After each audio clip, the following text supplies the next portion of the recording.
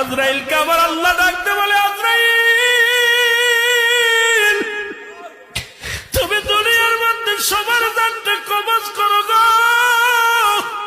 তুমি কি কারণ দানটা কবজ করতে যা কোনদিন কষ্ট পাইছো বা কোনদিন তোমার কি হৃদয়ের ভিতরে ব্যথা লাগছেনি?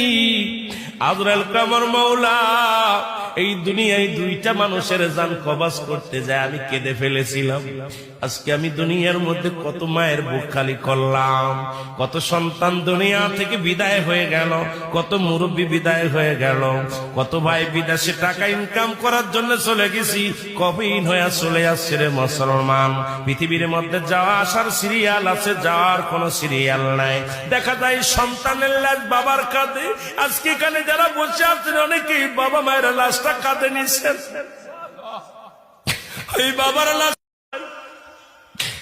আজরাইলকে আমার আল্লাহ ডাকতে বলে, আজরাইল তুমি দুনিয়ার মধ্যে সবার জানটা কবজ করো গো। তুমি কি কারণ দানটা কবজ করতে যা কোনদিন কষ্ট পাইছো বা কোনদিন তোমার কি হৃদয়ের ভিতরে ব্যথা লাগছেনি? আজরাইল আমার মাওলা এই দুনিয়ায় দুইটা মানুষের জান কবজ করতে যায় আমি কেঁদে ফেলেছিলাম।